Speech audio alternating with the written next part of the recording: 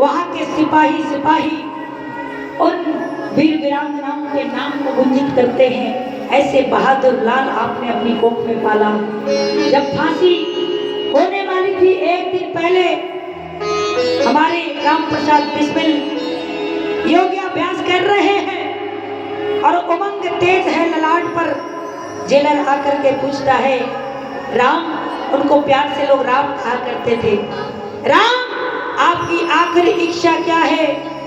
राम प्रसाद बिस्मिल ने जवाब दिया कि जेलर साहब, अगर आप आखिरी इच्छा पूछते हो, बरसों मेरी माँ का दर्शन नहीं हुआ। जिस माँ ने मुझे वीर सपूत बनाया, जिस माँ के छाती का दूध पी करके मैं बड़ा हुआ, उसी माँ का दर्शन आखिरी बार करना चाहता हूँ। है मेरी माँ। जब ये बात जेलर सुनता है, कहता है, बहुत से लाल देखे बाद तेरे राम जैसा नहीं देखा। कहता है, बिल्कुल तुम्हारी आखिरी इच्छा पूरी की जाएगी। अरे लाखों की भीड़ थी गोरखपुर जिला के जेल के बाहर कि आज एक लाल इस देश के लिए शहीद होगा।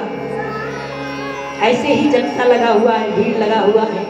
और माँ रोते हुए नहीं आती, उस लाखों की भीड़ को चीरते हुए और ललकारते हुए आ रही थी। दुनिया वाले तमाशा देखने आए हो, तमाशा देखने आए हो। मैंने ऐसा राम पैदा किया है, ऐसा लाल पैदा किया है जो हंसते हंसते फांसी के फंदे को चूम लेगा और तनिक भी डरेगा नहीं, तनिक भी भयभीत नहीं होगा। और चीखते हुए उस सभा को आगे जेल में पहुंचती है। और जेल में जब पहुंचती है, बरसों बाद जब बेटा अपने माँ को देखा है, कोई भी व्यक्ति हो, कल मैं रहूंगा नहीं रहूंगा, जब माँ को देखता है तो उसका कलेजा रो पड़ता है, आंखें रो पड़ती है। माँ को हृदय से लगा करके राम प्रसाद बिस्मिल फूट फूट के रोने लगता है।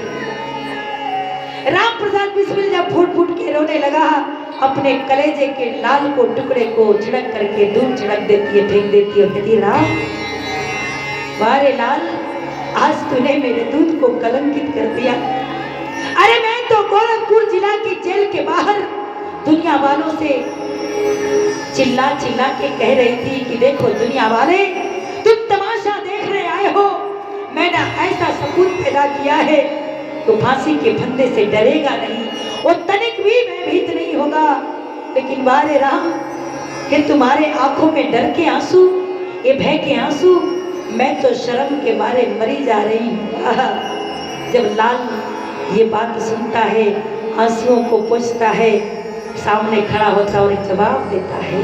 जैसा ऐतिहासिक प्रश्न माँ ने कहा, उतना ही ऐतिहासिक जवाब राम प्रसाद बिस्मिल देता है। और एक बात कहता है कि करता क्यों बगावत में अगर फांसी का डर होता। ए माँ, मैं बगावत ही क्यों छेड़ता? कहा कि करता क्यों बगावत में अगर फांसी का डर होता। अरे चढ़ाता भेंट माता को अगर एक और सर होता तो मैं मातृभूमि की रक्षा में पुनः कटा देता। माँ, ये शर्म के आंसू नहीं है, ये भय के आंसू नहीं है, लेकिन माँ मैं तो मुद्दत बाद तेरे दर्शन किया हूँ। कल मुझे फांसी होगी, फांसी के बाद तेरी मूरत को नहीं देख पाऊंगा। मेरी यही आखिरी इच्छा थी, जिसके गोद में मैं पला, जिसके छाती का दूध पी करके मैं जवान हुआ, उसी माँ का दर्शन अंतिम बार करना चाहता हूँ। लेकिन दुर्भाग्य है इस देश का, आज 2 बेटे हैं और माँ विधवा हो गई। उस माँ को भी बांटना पड़ गया भाई भाई में। एक भाई कहता है कि 1 महीने माँ मेरे पास खाएगी और दूसरा भाई कहता है 1 महीने तेरे पास खाएगी। देखो, एक माँ वहाँ खड़ी है और एक माँ तुम्हारे आंगन में खड़ी है, जिसको तुमने बांट दिया, जिसकी ममता को तुमने लात मार दिया। कहाँ गई वो ममत्व, कहाँ गई वो माँ? जब माँ को बांटा गया तो याद रखना, 1 महीना कभी 30 का भी होता है और कभी 31 का भी होता है। जब माँ का बंटवारा होने लगा, 1 महीना माँ बड़े वाले के पास भोजन करती थी और 1 महीना माँ छोटे वाले के पास भोजन करती थी। लेकिन उस रात जो महीना 31 तारीख आया, उस दिन न छोटे वाले ने पूछा खाने को और न बड़े वाले ने पूछा। माँ ने अपना पेट भूखा रख करके और रात भर तड़पती रही और कहती रही, इबारे भगवान, अरे इससे अच्छा तो हम बे औलाद ही ठीक थे। अगर ये दो लाल हमारे धरती पर हैं और धरती पर दोनों बेटे के रहते हुए एक विधवा माँ को भूखे सोना पड़े, तो ऐसे लाल को धरा पे पैदा मत करना। ऐसे लाल को पैदा करने से अच्छा है कि बिना लाल के ही इस दुनिया को समाप्त करके चले जाओ। मेरी माताओं, ये क्या हो रहा है धरा पर? वो लाल एक है जो कहता है कि मैं अपने वीर माता के दर्शन आखिरी बार करना चाहता हूँ। माँ, मैं तो जा रहा हूँ, न जाने कौन सी योनि प्राप्त होगी, ये भी मैं नहीं जानता। लेकिन हाँ, मैं इतना जानता हूँ कि मैंने इतना सत्प्रयाग किया है, इतना पुरुषार्थ किया है। अगर मुझे जन्म मिलेगा तो अवश्य मनुष्य का जन्म मिलेगा। इतना तब से कहता है बेटा। लेकिन माँ, आपके सामने ये दोनों हाथ जोड़कर खड़ा हूँ और परमेश्वर की मूर्ति आप में देख रहा हूँ, और मैं चाहता हूँ कि अगर मुझे पुनः इस दुनिया से विदा लेने के बाद अगर मनुष्य तन मिले तो पुनः मैं ऐसी ही वीरांगना माँ से पैदा लेना चाहता हूँ। इसी वीरांगना माँ की कोख से पैदा लेकर के फिर अपने राष्ट्र के लिए पुनः तैयार होकर के इस राष्ट्र में समर्पित होने का एक और मौका चाहता हूँ। इसलिए आपके प्रति मेरी ये श्रद्धा भाव के आंसू ये समर्पित हो रहे हैं। माँ, ये भय के आंसू नहीं है कि वो नारियों सुन लो और देवियों सुन लो, देश की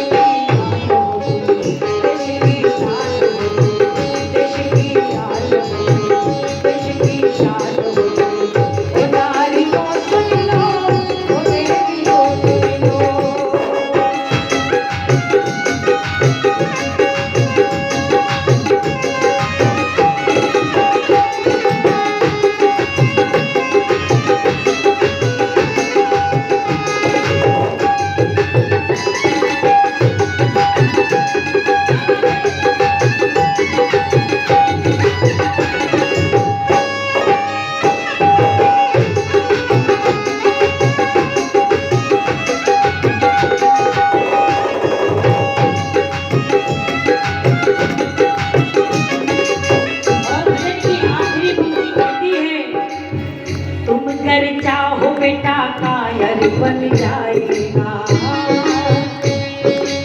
ताली भी झूठी लग रही है।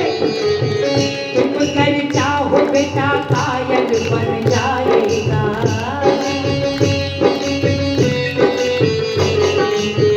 तुम कर चाहो बेटा कायल बन जाएगा।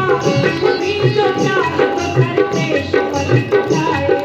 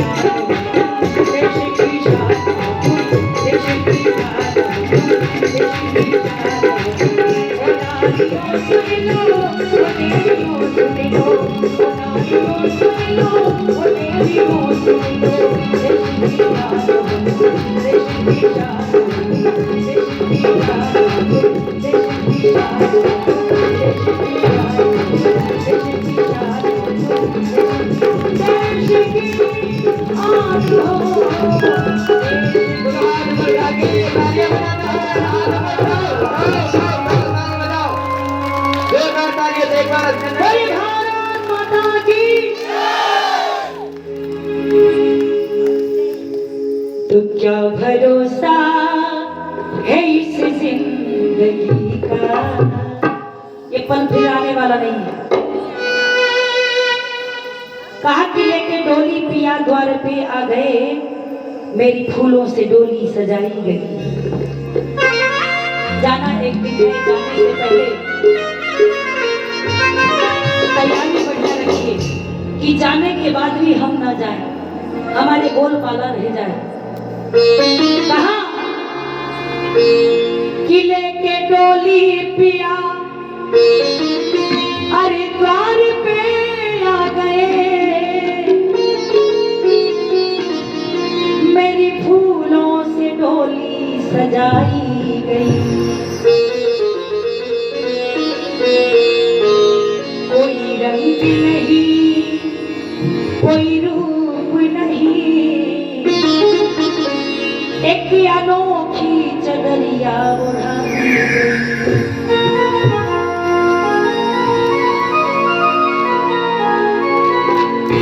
तीन दिनों का कार्यक्रम अब समाप्त होने जा रहा है। हम सब विदा होकर के अपने घरों को जाएंगे, पर विचार जितने आपने सुना अपने जीवन में अपनाइएगा और एक दीप जलाइएगा अपने आंगन में, कि हमारे बच्चे संस्कारवान हो, श्रेष्ठवान हो और हमारे महापुरुषों के पग चिन्हों पर चल करके अपने नाम, अपने जगत का, अपने समाज का, अपने राष्ट्र का, अपने माता पिता के गौरव बन करके और इस राष्ट्र में जिए। ऐसा एक मसाल, एक ज्योति जलाएंगे घर में। कहा कि लेके डोली पिया हरिद्वार पे आ गए, मेरे फूलों से डोली सजाई गई, कोई रंग नहीं कोई रूप नहीं, एक अनोखी चदरिया उड़ाई गई। मेरे सपने जो थे, मेरे अरमां जो थे, मेरे अरमां पड़े के पड़े रह गए, मेरे सखी जो थे, मेरे साथी जो थे, संगी साथी खड़े के खड़े रहे। कोई नहीं जाएगा, जाएगा तो तेरा अच्छा कर्म तेरे साथ जाएगा। इसलिए मैं कह रही थी कि क्या भरोसा है इस जिंदगी का, साथ देती नहीं है किसी का, क्या भरोसा है इस जिंदगी का, साथ देती नहीं है किसी का।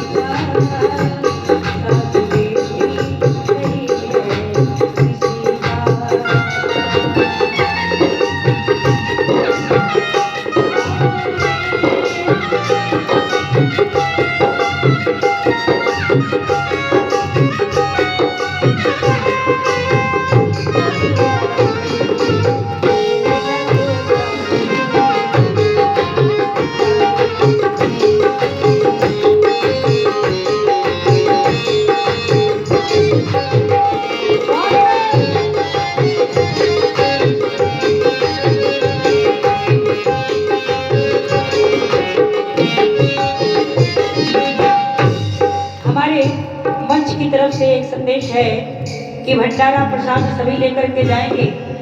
अभी थोड़ी देर में स्वागत कार्यक्रम होगा, अंग वस्त्र और सत्य प्रकाश से सम्मानित किया जाएगा। एक बार जोरदार ताली बजा दीजिए इन कार्यकर्ताओं के लिए जिनके कब से ये कार्यक्रम आज सफलता की ओर है। अंत की पंक्तियां मैं परोसती हूँ और कहती हूँ,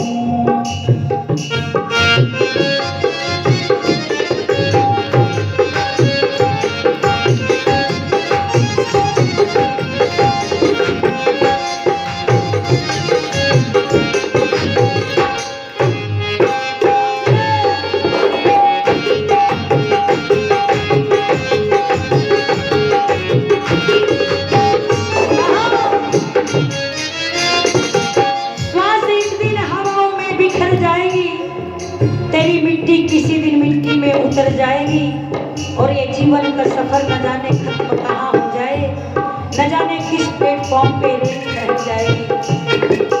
सुंदर जीवन को सुंदर बनाने का प्रयास करना, न जाने कितने सत्य कर्मों के बाद, शुभ कर्मों के बाद ये मानव का चोला मिला है, कहीं भोग विलास में ही समाप्त न हो जाए।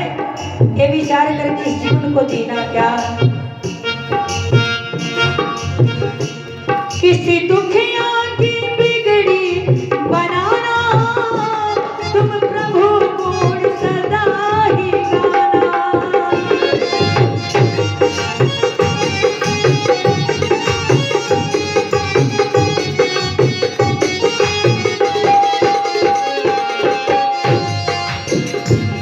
किसी दुखिया की बिगड़ी बनाना, तुम प्रभु गुण सदा ही गाना। जिंदगी नाम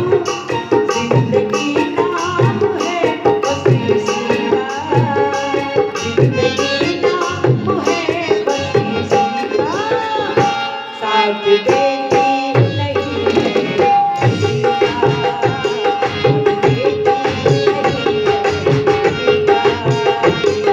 भरोसा है इसी जिंदगी का, भरोसा है इसी जिंदगी का, साथ देती नहीं है किसी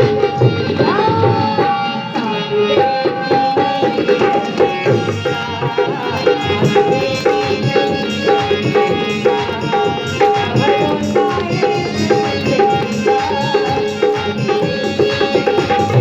का,